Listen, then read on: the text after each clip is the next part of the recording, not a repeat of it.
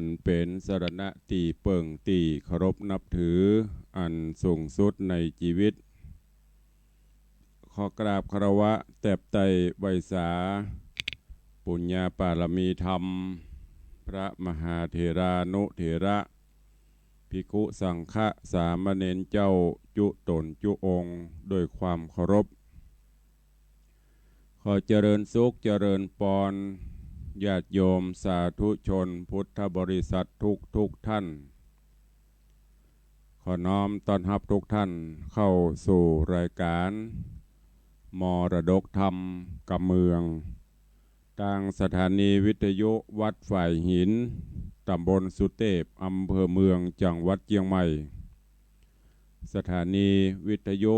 วัดป่าแดงมหาวิหารตำบลสุเทพอำเภอเมืองจังหวัดเชียงใหม่สถานีวิทยุวัดหนองไก่ตำบลสันปะยางอำเภอแม่แตงจังหวัดเชียงใหม่สถานีวิทยุพระพุทธศาสนาจังหวัดเชียงรายและวิทยุชุมชนเสียงตามสายหอกระจายข่าวตามวัดวาอารามตามหมู่บ้านต่างๆตลอดจนขอเจริญปรญาติโยมติดตามต่างเฟซบุ๊กเฟซไลน์ต่างเว็บไซต์ต่างๆอยู่ในเวลานี้รายการนี้ดำเนินโดยอาตมภาพพระครูวิสิทธิ์ศรีลาภรณ์เจ้าคณะตำบลป่าแดดเจ้าอาวาสวัดวังสิงคำตำบลป่าแดดอำเภอเมืองจังหวัดเชียงใหม่เป็นผู้ดำเนินรายการก็นำเอาธรรมะสารธรรมคำสอนแบบปืนบ้านล้านนารักษาหีดหอยมรดกธรรมกำเมืองมาเทศนาฮือญาติโยมทั้งหลายได้รับฟังกันเป็นประจำตั้งแต่เวลา6 โมงป่ายไปจนถึง7 โมงเจ้าโดยประมาณยกเว้นพี่น้องที่ฟังสัญญาณจากวัดพระแก้วจังหวัดเชียงรายก็ฟังกันเมื่อค่ำเมื่อคืนทางสถานีพระพุทธศาสนาวัดพระแก้วจังหวัดเชียงรายก็ต้องขอกราบขอบพระคุณในเมตตาปารมีธรรมของท่านผู้อำนวยการทุกสถานีเจ้าหน้าที่ช่างเทคนิคที่ควบคุมการกระจายเสียงกู้สถานีบ่เต่าแต่นั้นกราบขอบพระคุณในเมตตาของสมภารเจ้าวัดก็มีหลายวัดหลายวาที่เปิดออกเสียงตามสายออกหอกระจายข่าวของวัดวาอารามก็ดีของหมู่บ้านก็ตามบอกว่าจะเป็นที่วัดลอยเคราะห์ท่านหลวงพ่อธรรมพระครูสุวิมลธรรมลักษณ์เจ้าอาวาสวัดลอยเคราะห์ก็เปิดเสียงเสียงในวัดในวาตลอดจนต่างทุปีวัดอย่างก็ชื่อเป็นวัดใหม่นี่วัดร้องยาวชื่อใหม่นี่อย่างหูลืมไปละก็เปิดญาติโยมศรัทธาได้ฟังแล้วก็วันนี้ก็เป็นวันพระวันศีลเด้อพี่น้องพ่ออุ้ยแม่ป้าญาติโยมศรัทธาหลายท่านหลายคนก็ไปวัดไปวาทำบุญตักบาตรปั่มเปงจำศีลกินทานภาวนาตามหน้าที่อันดีงามของชาวพุทธทุกวันพระวันศีลบอกว่าจะเป็นศีลกลางภาษาบอกว่าจะเป็นศีลหน้าแรงก็บักขาดกันอันนี้ก็เป็นสิ่งที่น่าอนุโมทนา ก็ขอบคุณทุกท่านตัวเนอที่ได้ติดตามรับฟังมาโดยตลอดบ่เต่าแต่นั้นก็ยังได้ป้ากันมาเยี่ยมมาเยือนมาแอวที่วัด วังสิงคำตลอดจนมาห่วมสร้างตานะปารมีธรรมห่วมกินห่วมตานห่วมสร้างด้วยกันหลายท่านหลายคนหลายบ้านหลายจองต่างอัตมภาพก็ขออนุโมทนาบุญขอบคุณทุกท่านผ่านตั้งรายการนี้ตัวเองปากันในวันนี้ก็เป็นวันพระวันศีลเดือน7เหนือแฮม8ค่ำวันเวลาก็รวดเร็วเนอะพอออกไม่ออกศรัทธาเผอแป๊บกำเดียวกับวันพระก็เดียวกับวันศีลก็เดียวกับวันเสาร์ก็เดียวกับวันติด เวลาผ่านโป้นไปก็พระพุทธเจ้าได้ตรัสเตือนเฮาอย่าไปประมาทในชีวิตในความเป็นอยู่เร่งรีบสร้างกุศลคุณงามความดีเวลามันผ่านไปบ่ได้ผ่านบ่ได้กลืนกินชีวิตของเฮาก็แก่กันไปถึงวันจากวินาทีเป็นนาทีจากนาทีก็เป็นชั่วโมงผ่านโป้นไปเสี่ยงไปตลอดถ้าเฮาบ่เร่งรีบสร้างหนทางปั่มเปงปารมีธรรมเฮาไว้อนาคตการเมื่อเฮาล้มหายตายจากไปจะไปรอเปิ้งไผก็จะยากเนอะยิ่งไปหน้านี้แถมซ้ำให้ความกตัญญูกตเวทิตาธรรมการที่จะน้อมนำนึกถึงเฮาก็ซ้ำจะยากขึ้นบัดถ้าอนาคตการปัจจุบันนี้ก็ยังยากละยากจะได้ก็ลองสังเกตพอโอ้อีป่อยแม่ที่จังบนฮึฟังจมฮึฟังใครไปกินไปตานใครไปหั่นไปนี่ก็บ่ได้ไปเพราะอันหยังบ่มีไผไปส่งลูกหลานติดการติดงานเอาจนเขาว่างบ่ได้เฮาถึงจะได้ไปเมื่ออันนี้ขนาดเฮายังมีนะถ้าเฮาเปื่อยเมื่อแหมซ้ำหายมันจะเป็นจะได้เพราะฉะนั้นก็เตือนญาติโยมทั้งหลายเด้อมันจำศีลกินตานปั่มเปงไปสะสมเสบียงบุญเฮาไว้เมื่อเฮาล้มหายตายจากโลกนี้ไปเฮาก็จะบ่ต้องไปรอคนอื่นเหมือนอย่างเฮาฝากสตางค์ไว้เมื่อหนุ่มกำนำไว้สร้าง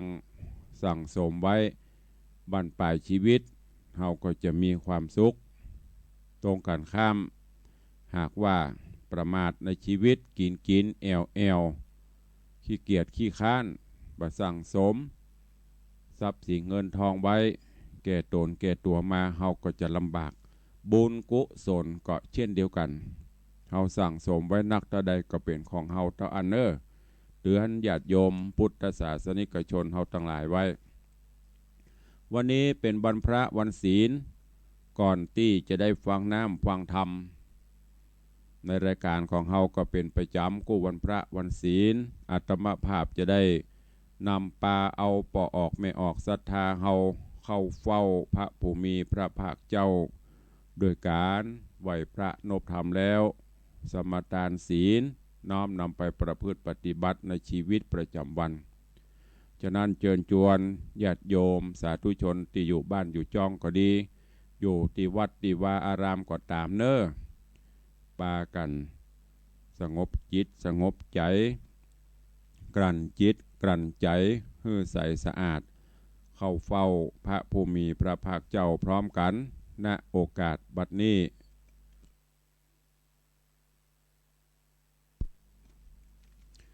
อิมินาสการเนะ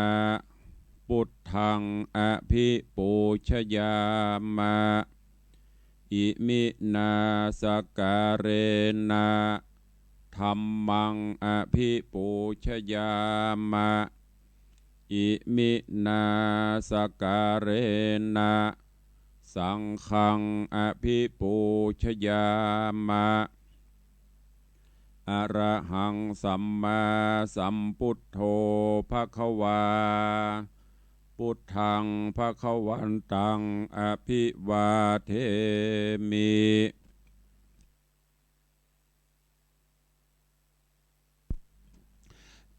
อิมินาสการเรนะพุทธังอภิปูชยามะอิมินาสการเรนะธัมมังอภิปูชยามะอิมินาสการเรนะสังฆังอภิปูชยามะอรหังสัมมาสัมพุทโธภควาพุทธังภควันตังอภิวาเทมิ สวากขาโตภควตาธัมโมธัมมังนัมมัสสามิสุปฏิปันโนภควโตสาวกสังโฆสังฆังนะมามิอิติปิโสภควาอะระหังสัมมาสัมพุทโธวิชชาจรณะสัมปันโนสุขโตโลกวิทูอนุตตโรปุริสะธรรมัสสารถิสัทธาเทวมนุษย์สานังพุทโธภควาติสวากขาโตภควตาธัมโมสันทิฏฐิโกอากาลิโกเอหิปัสสิโกโอปนะยิโกปัจจตังเวทิตาโปวินยูหิติสุปฏิปันโนภควโตสาวกสังโฆอุชุปฏิปันโนภควโตสาวกสังโฆญาญะปฏิปันโน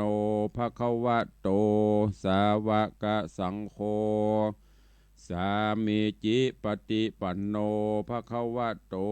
สาวกสังโฆยะทิทางจัตตาริปุริสายุคานิอัฏฐาปุริสา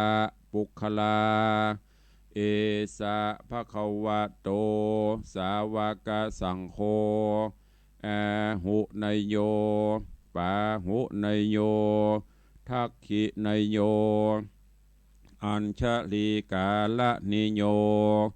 อนุตตรังปุญญเขตังโลกัสสาติ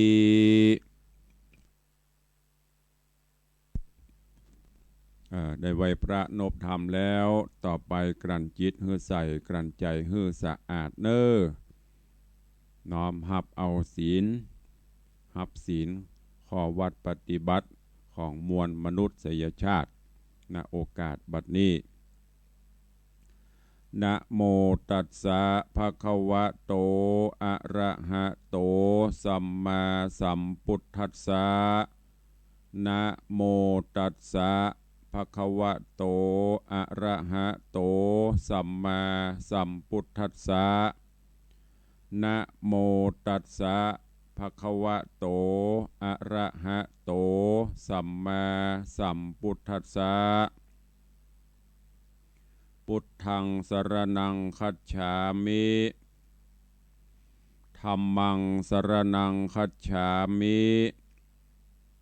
สังฆังสรณังคัจฉามิตุติยัมปิพุทธังสรณังคัจฉามิตุติยัมปิธัมมังสรณังคัจฉามิตุติยัมปิสังฆังสรณังคัจฉามิตติยัมปิพุทธังสรณังคัจฉามิตติยัมปิธัมมังสรณังคัจฉามิตติยัมปิสังฆังสรณังคัจฉามิปานาติปาตาเวรมณีสิกขาปตังสมาติญามิอะตินนาตานาเวรมณีสิกขาปตังสมาติญามิก กาเมสุมิจฉาจาราเวระมณีสิกขาปะตังสมาติญามิมุสาวาตาเวระมณีสิกขาปะตังสมาติญามิสุราเมรยะมัชฌะปมาทัฏฐานาเวระมณีสิกขาปะตังสมาติญามิอิมานิปัญจสิกขาปตานิสีเลนะสุขติงยันติสีเลนะโภกสัมปตา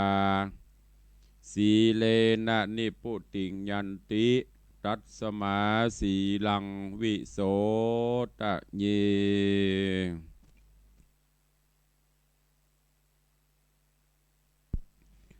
ก็ได้นำป่อออกแม่ออกศรัทธาไหวพระนบธรรมแล้วก็ได้สมทานรับศีลข้อวัดปฏิบัติในโอกาสวันนี้เป็นวันพระวันศีลเดือน7เหนือแหม8ค่ำตอนนี้ไป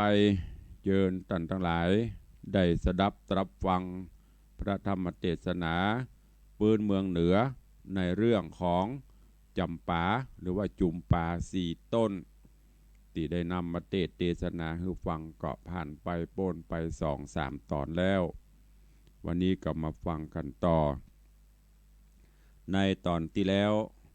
ก็มาถึงตอนที่พญาฮุ้ง2 ตัวผัวเมียได้บุกในเมืองจักขินะหลังจากที่อยู่ในป่ากินสิ่งสาราสัตว์ไปจนหมดจนเครื่องละร่อยรอลงอาหารการกินร่อยรอขาดลงก็ปากันเข้าสู่ในเมืองในตอนนี้ในเมืองจักขินะก็รู้สึกสับสนโอลหม่านไปเพราะฮุ้งไปจับไปยับกินสิ่งสาราสัตว์มือมวลมนุษย์พญาเจ้าเมืองจักขินะก็กระวนกระวายมูจะเนี้ยจะได้หาภัยไปปราบไปฮบก็สู้ไปได้และก็เป็นห่วงผู้ที่จะสืบราชบัลลังก์สืบบ้านสืบเมืองไปหน้าโดยเฉพาะก็มีลูกคนเดียวก็คือนางปทุมาก็เลยปรึกษาหารือกันกับเสนาอำมาตย์ว่าเฮาจะเนี้ยจะได้ควรที่จะรักษาผู้สืบราชบัลลังก์สืบตระกูลสืบบ้านสืบเมืองไว้โดยเฉพาะลูกสาวเขานี่ควรจะรักษาไว้กำลังปรึกษาหารือกันจะมีวิธีใดที่จะบ่ฮื้อฮุ้งได้กินบ่ฮื้อฮุ้งได้หันได้เทศนามาถึงตัดที่นี้เวลาก็หมดลงวันนี้ก็มาฟังกันต่อในเรื่องของจำปา4 ต้นว่าจะมีวิธีใดที่จะรักษาผู้สืบราชบัลลังก์สืบตระกูลแล้วก็บ้านเมืองจักเป็นจะได้แถมหลังจากที่ฮุ้ง2 ตัวได้เข้ามาสู่บ้านสู่เมืองไผจะเป็นผู้ที่มารบภาพปราบปรามแล้วก็ฟื้นฟูบ้านเมืองให้ปิกขึ้นมาเหมือนเก่าขอเจริญปอนญาติโยมทุกท่านตั้งอกตั้งใจฟังพระธรรมเทศนาในเรื่องจำปา4 ต้นในตอนต่อไปณโอกาสบัดนี้ นะโมตัสสะภะคะวะโตอะระหะโตสัมมาสัมพุทธัสสะสาธุโวฟังลาโสตุจานะสัพปุริสะตังหลายตั้งหญิงและชายหนุ่มเท่าที่ได้ปากันเล่าทาดาฟังยังรัสธรรมเทศนา จำป่าสี่ตนลำดับมาแถมแล้วเราขอเจิญศรัทธาหนุ่มเทาหญิงใจตั้งหลายจุงตั้งใจหมายทอมทาดาฟังต่อไปนานี้แหละนาที่นานโหราจารย์ผู้ใหญ่ก็มาน้อมใบทูลสาว่าข้าแด่มหาราชเจ้าโตนเป็นปิ่นเกลาประจาข้าพิจารณาดันสอดข้านิ่งรอดตริปองหันว่ามีแต่กองแก่นยาวใหญ่อันอยู่ไกลหอควางกวนเฮาเอานางนอไทยไปซ่อนไว้ไปในตังครัวใบเข้าน้ำวัตถุพร่ำตามมีคือเข้าสุกดีตากแห่งเข้านมแต่งสูนงามผานิตาน้ำอ้อยแตนแผ่นน้อยสัตตุผงข้าวนมวงสัตตุก้อนยัดใส่คอนหลายอันตั้งหัวมันหน่วยไม้อันจักกินได้ไปเมินนานแล้วน้ำมันสาการน้อมใบขอเทปะไทยไปบนแม่บ้านโดนอยู่เฝ้ารักษาเจ้าราชธิดาขอไกลกล้ากลอยกล้าดจากอุบาทภัยมันบ่ปอนานเตใส่จักมีเต้าไทยแดนไกลลัดดงไพรเตียวสอดพดมาหอดเมืองเฮาก็จักเอานางนาดไปเป็นราชเทวีสืบสายสลีคัตติญาจาตบ่ฮือขาดหายสูญปางเมื่อปลายลูนเมื่อซอยนางนาดน้อย ปางเมื่อปลายลูนสุดซอยนางนาดน้อยสมสลีจักเป็นเทวียศใหญ่คนโลกไตหรือจากกันเอาราชธิดาน้อยอ่อนไปลีซ่อนแดนไกลเนียสันดายก็แล้วบอกกลาดเกล้วอนตารายโหราตวายดังนี้ข้าขอจี้ตามมีและนา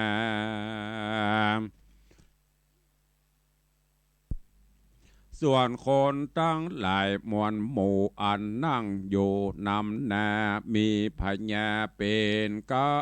วฟังหมอเท่าไข่ปันก็หันตันพร้อมไข่ตนดาวไทยราชาจิงเรียกมาบอจ้ายังนอลาเทวีโสกับสมสรีอ่อนน้อยงามจื่นจอยราชธิดาแล้วใครจะกล่าวอูเฮอได้หูตามมีนางเทวียศใหญ่ฟังเต้าไทยไข่ปันหัวอกตันกั้งแกนตุกทางแน่นถนัดใจน้ำตาไหลหลังย้อยจริงกล่าวถอยทูลสาว่าข้าแด่มหาราชเจ้าตนเป็นปิ่นเกลาเหนือหัวสันได้ตัวเจ้าปี้บอกกึดทีคุณนาเฮือสายทิดาเงื่อนฟ้าตายขวมนาเมื่อมอนกับสองผู้ทอนป้อแม่แควนผาเสิร์แต่ดิลีจักเอาสายสะลีดน้อยอ่อนไปสุกซ่อนในกองบ่ใจกองแต่ไทยจักฮอดใดหรือมีนางเทวียอดซอยริร่ำถอยลายประการส่วนนางโนงครานดอดเดาก็ก้มเกลาไข่กำว่าข้าแด่องค์คำเจ้าป้อสังบ่หักลูกหนอใส่ใจ เป็นสันใดมาละลูกฮือตุกถูกทองโทมสายอุดมพ่อแม่ตั้งเท่าแก่วงศาตั้งประจาน้อยใหญ่ตายเสียงควายตั้งเมืองลูกเตี้ยงเขืองข้ามเจ้าหมองหม่นเศร้าเดียวใดบ่มีสหายพวกพ้องบ่มีพี่น้องวงศา อันจักมาเป็นกู้ไขกล่าวอูวาตีอยู่กับผีซากเน่าจักตันเล่าสันใดอยู่เวียงใจเปล่าว่างลูกบอกอ้างยินดีคงปุรีบอดห่างจักเป็นเจ้าจ้างสันใดอยู่เมินนานไปนอนโสดจักเอาประโยชน์สั่งจาพระปิตาป้อเจ้าแม่นอดเนาเตวีดับอินสีปรากนาละฮือข้าขี่มองลูกบ่ปองจักอยู่ลูกขอมุบโมวำวายกับสองบุญภายพ่อแม่แควนผาเสือแต่ดิลีนางสมสลิงน้อยอ่อนงามจะจรปทุมมาราชธิดาโยดยาวแห่งต้านเต้าผู้บานตุกมองผ่านลายแหล่น้ำตาแผ่ลำลอยลิล่ำไหลกล่าวถอยมีบอดน้อยนาส่วนพญาจักขินราชฟังนางนาถเทวีกับเทวีกับใส่สลีลูกเต่าตอบถอยเล่าหลายประการ จริงจาวานกล่าวแทงหือหูแจ้งตามมีนางเทวียศใหญ่และลูกนอไทยใส่ใจพิจารณาไปที่สันลวดดักอยู่หันสันดีก็มีแลนาจัสมิงคาเนตในคณะนั่นใส่เต้ายศใหญ่จักขินราชาก็ฮือเสนาอ้อมมาดผู้ฉลาดเตรียมใจรีบเรียวไวบ่จะนำเอานางนอดลาปทุมมาราชธิดานอดเนาไปซ่อนไว้เล่าในกองกับต่างของหลายสำคือข้าวน้ำอาหารข้าวหนมหวานข้าวตากลูกไม้มากหลายพันยู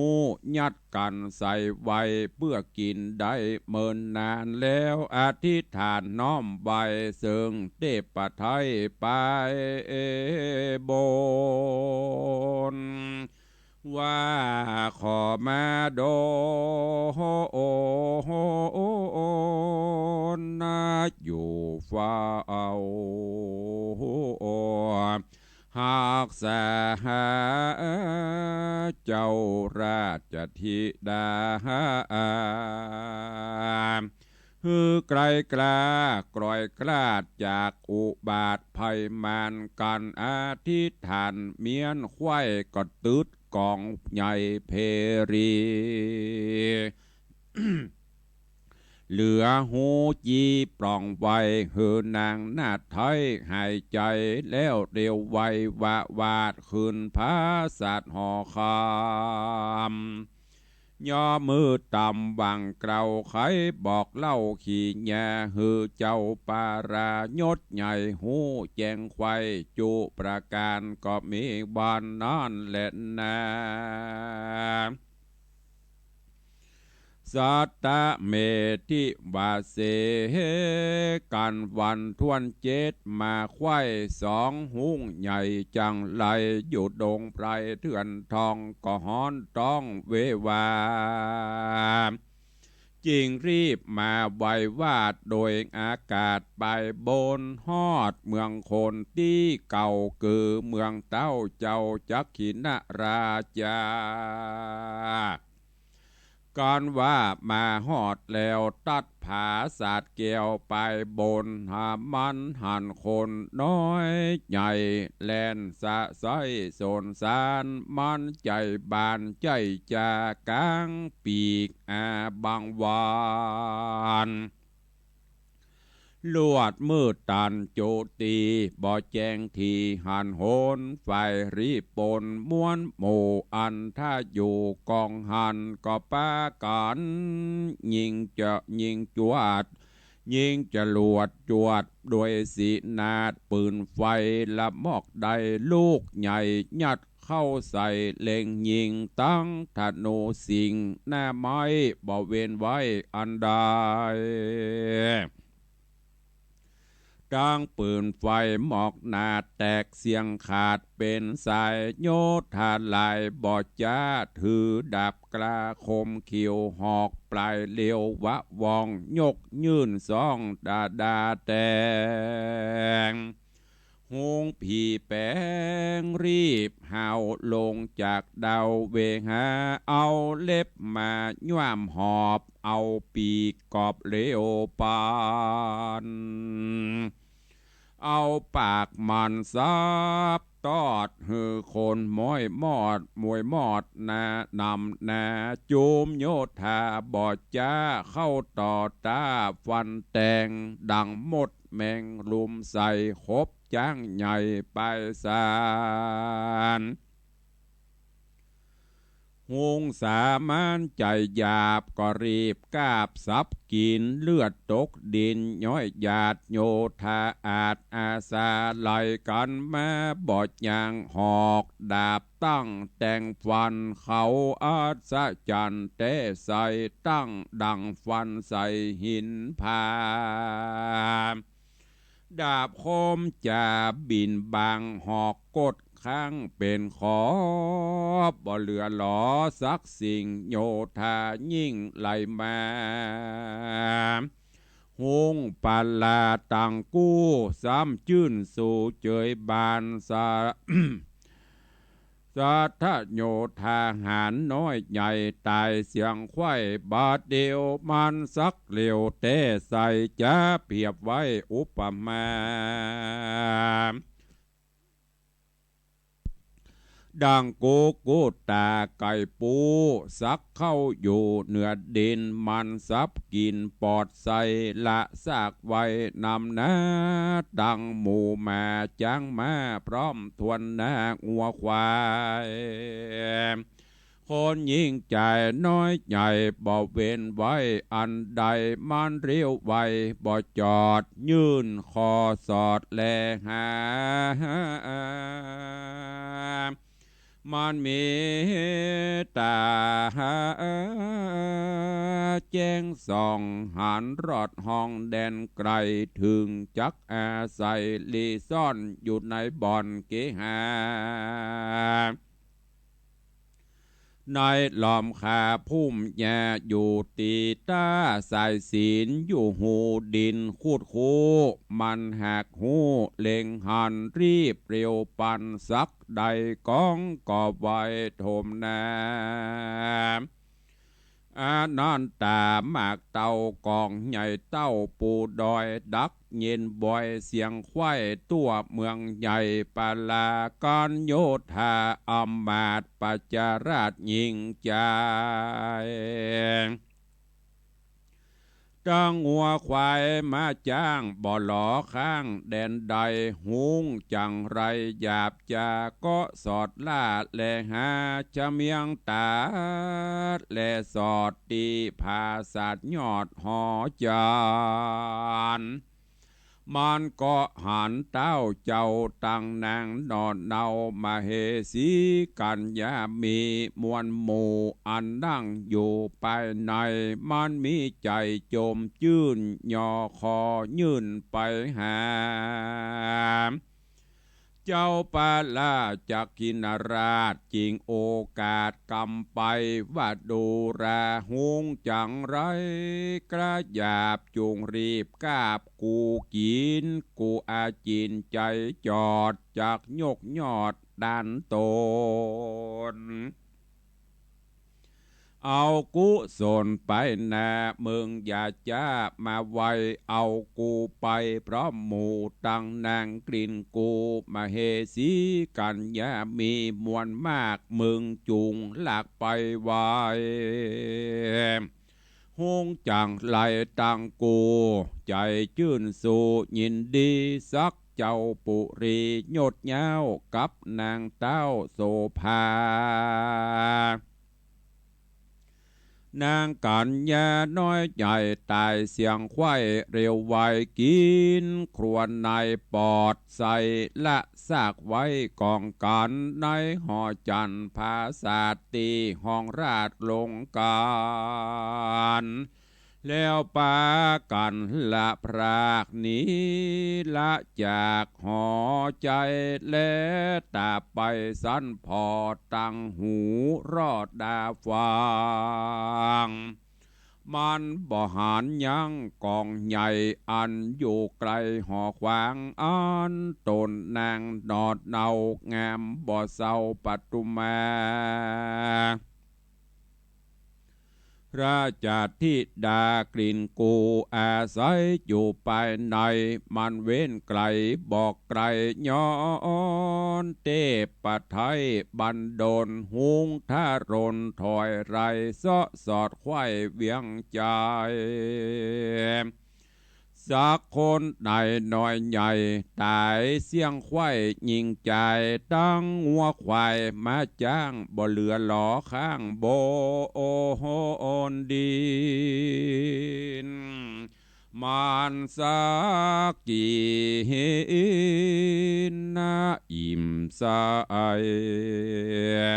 ต้องมันก็แม่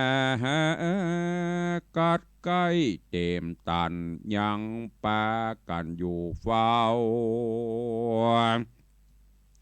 ตราบต่อเต้า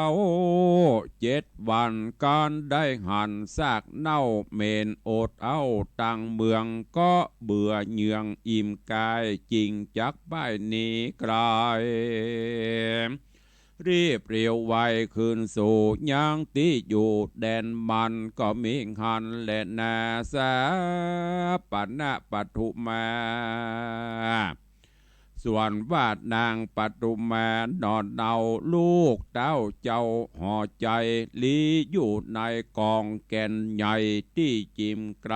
พังกาพิจารณาเก้าเหตุหูแจ้งเจตสับปานว่าเสียงเนืองนานโห่ห้องสะนันกองปัลลาแห่งโยธามวนหมู่อันอาจสู้ต่อโจรเข้าพระโจรรบหาบกับหุงหยาบสามมานเสียงจ้างสารห้องแสนเสียงมาแลนพันภายเสียงยิ่งใจน้อยใหญ่รองรำให้เวโวนเป็นโกละหนมีกองเกิดไข่ห้องปัลลาบ้านนี้นะดักเงียบปิงดักเย็นยิ่งตั้งเมืองหอยบนเรืองป้อเจ้าและเมธนอดเนาเตวีตั้งเจ้าปุรีภัยราชตั้งอำมาตย์โยธาดับไกลกลามวยม้างบ่หลอข้างคนใดย้อนหุงจังไรกระยาบมาไล่กาบซับกีนตัวแดนดินเมืองใหญ่จริงดักไข่เย็นบ่อยเป็นดังปอยหะดังปอยใบห่างคนบอกอ้างไปไกลนางสมสายหน้าไทยเกิดขวาดใดสัญญายินเครื่องกาไหลแลดน้ำตาแผดลำไหลทุกถนัดใจไม่มาดดังจิตจักขาดเมื่อมออ่อนนางก็แม่วอนมนมาไอร้องรำให้ปริเวตนา ว่าเจ้าปาลาหน่อยใหญ่ตายเสียงควายยิงใจสองบุญภายป้อแม่เตี้ยงตายแต่บ่สงสัยโยมนางในอำมาตย์พรามณจาติโยธาก็มอลนาจุผู้บ่หลออยู่คนใดพับเวียงใจใหญ่กว้างเต้าหล่อข้างยิงเดียวตุกเป็นเปลวทางตองบ่มีจ้องเจยบ้านอยู่ไปนานแต่โสดจักเอาประโยชน์สั่งจา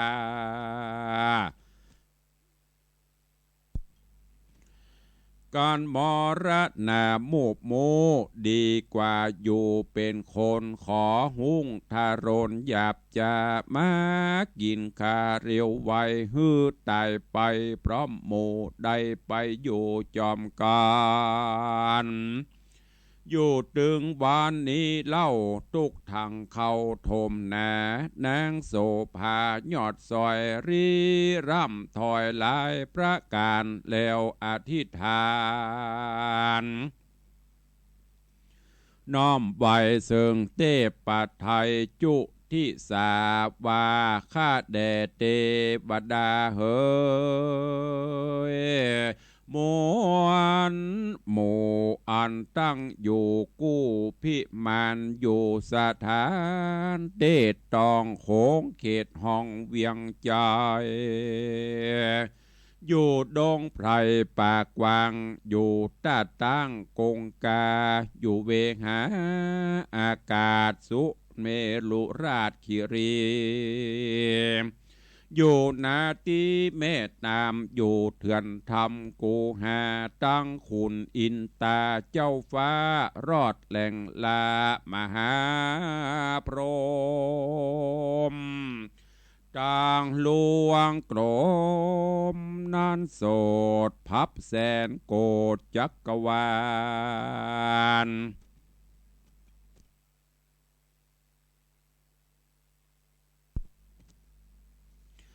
จุงฟังเสียงสารร่ำถอยอันข้าน้อยจะเร็วข้ายิงเดียวหลอกข้างกลางเมืองกวางเย็นวอยปานดังดอยลูกใหญ่มาเต่งใส่ตังวา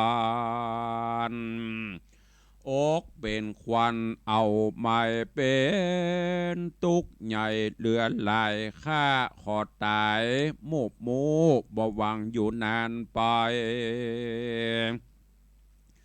จุงเร็วไวอย่าจ้ามาช่วยข้าเร็วปันหือดับขันกรอยกราดชีวิตขาดเมื่อมอนดับอาวรหม่นใหม่ดับตุกใหญ่มองผ่านหรือการสมปานปางก่อนแห่งข้าน้อยอ่อนยังมี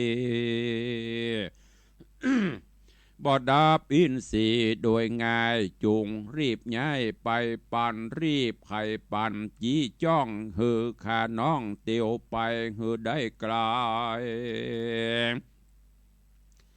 พระคางจากบ้านห่างเมืองไว้นางบุญภายนาไทยนบน้อมไว้เทวดาริร่ำจากกล่าวถอยมีบ่น้อยหลายประการก็มีหันและนานิติตังขีญาสังวันนัดนาวิเศษจาห้องเหตุธรรมเทศนาจำปาสีต้นตอนที่สี่ก็บังโกมสมฤทธเดช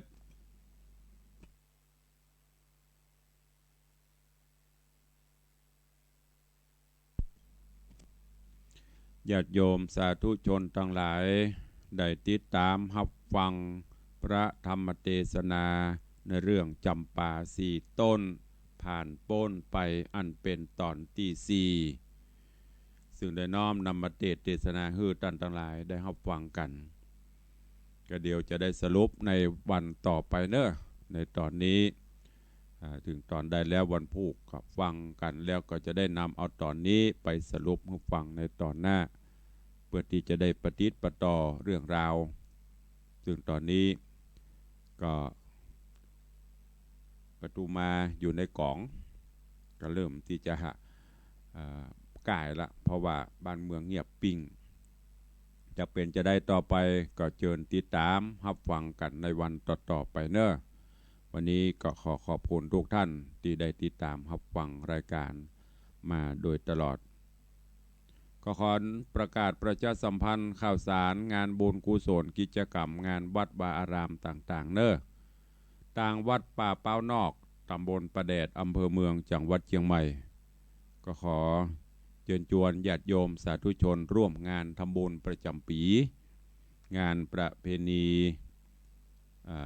ในโอกาสที่ทุกปีวัดป่าเป้าเพิ่นจะมีประเพณีหรือว่าจัดกิจกรรมสะเดาะเคราะห์สืบโหราชตาเพื่อความเป็นสิริมงคลกับญาติโยมศรัทธาในวันนี้ภาคตอนเย็นตอนค่ำก็จะมีพิธี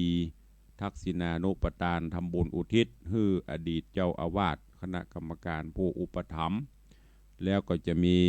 พิธีสวดสะเดาะนพเคราะห์ให้กับญาติโยมศรัทธาวันพรุ่งนี้ก็จะเป็นพิธีสืบชะตาหลวงก็ขอเชิญเจริญปอนญาติโยมศรัทธานาบุญเนอร์ก็ไปร่วมกิจกรรมถามว่าวัดป่าเป้านอกอยู่ที่ไหนอยู่ปุ้นซุปเปอร์สายมหิดลหรือวงแหวนสายแรกใกล้ๆหิมน้ำปิงตรงข้ามฝั่งตะวันตกตะวันออกจะเป็นตำรวจภูธรภาค5ตะวันตกก็จะเป็นวัดป่าเป้าก็เชิญไปร่วมกันเนอะแล้วก็วันนี้เมื่อ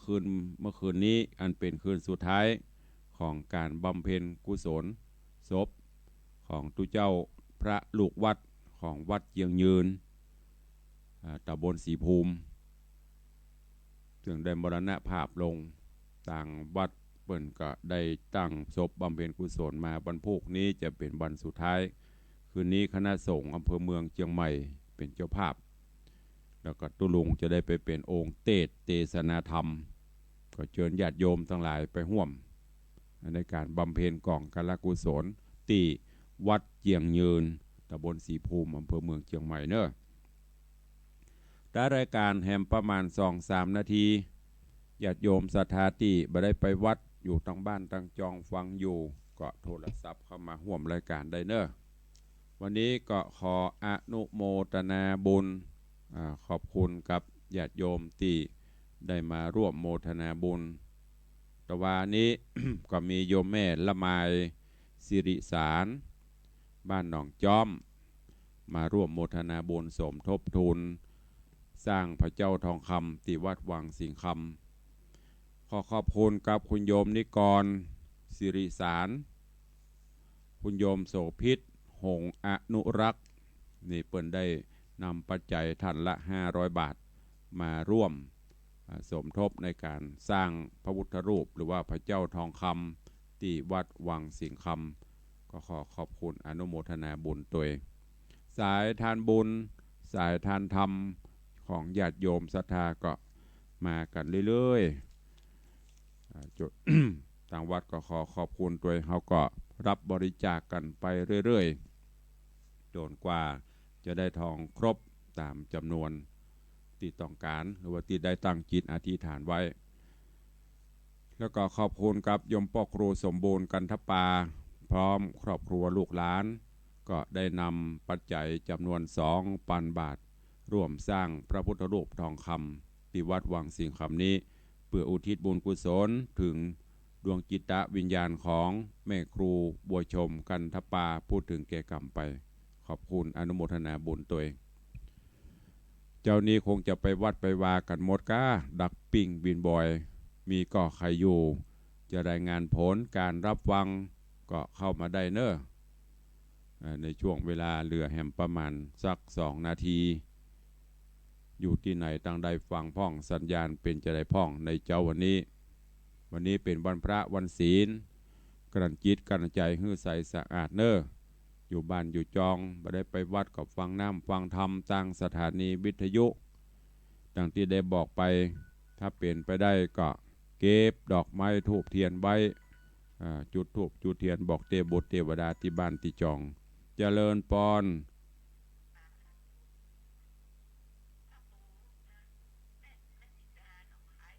เออ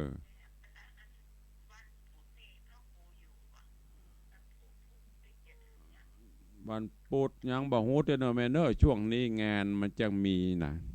เดี๋ยววันนี้วันเสาร์วันนี้วันเสาร์ที่27 28ติด29จันทร์อาการวันที่หนึ่งถ้าจะติดแม่วันพุธจะมีวันที่หนึ่งถ้าจำประพิษมีงานทำบุญที่มหาวิทยาลัยราชภัฏมาเจ้าก่อนเมื่อไงเปิ้นทำบุญครบรอบวันสถาปนามหาวิทยาลัยราชภัฏวันที่1 พฤษภาเวลากี่ห้องงานแล้วก็ไปจนกว่ามาตอนถ้าจะอยู่นั่นนะมันเป็นอย่างอย่างท่านบอกนั่นนะ นั่นละออนอยู่วันเสาร์วันติดวันหยุดเขาแล้วก็ตู้เจ้าก็ต้องไปต่างนอกนะมันวันนี้ก็ไม่ได้อยู่นั่นแหละวันนี้ก็เดี๋ยวมาไงนี่ก็จะไปวัดสันต้นกอกเปิ้นมีงานปล่อยหลวงนิมนต์ไปสวดมนต์แล้วก็เมื่อคืนมื้อนึงก็มีเทศที่วัดเจียงยืนแต่คืนก็ไปเทศที่วัดนันตารามนั่นแหละคนของสังคมนะแม่จะเปลี่ยนได้ไปตัวเก่ากับบัดเต็มร้อยนะเริ่มเพลียเป็นเดี๋ยวถ้าตอนเย็นตอนบ่ายก็โทรหากำเนอะลองเช็คพร้อมกำแต่เมื่องานเนี่ยไม่ได้อยู่แน่นอนเพราะว่าไปวัดเปิ้นนิมนต์ละตีก่อนเด้อแล้วก็โทรหาก็โทรหาท่านนำกำเนอะ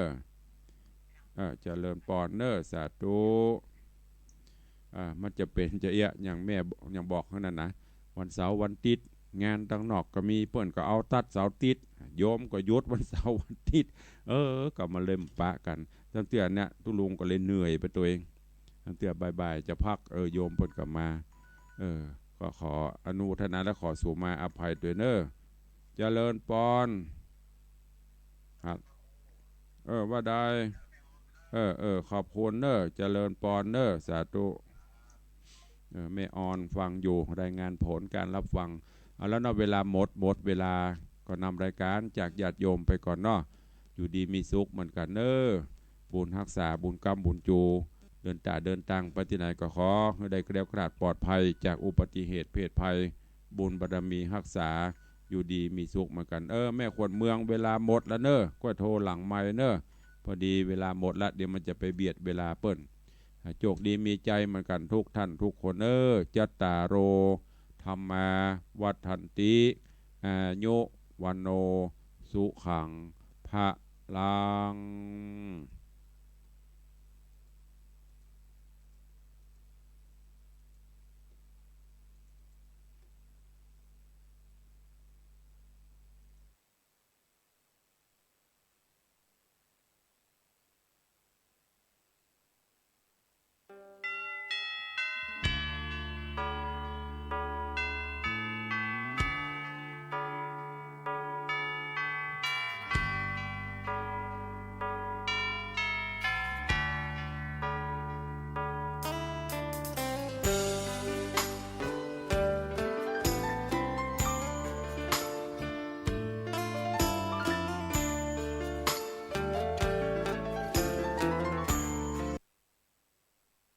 วิทยุกระจายเสียงแห่งประเทศไทยต่อไปเสนอข่าวซึ่งมีหัวข้อข่าวดังนี้รัฐบาลพร้อมอำนวยความสะดวกประชาชนที่จะเดินทาง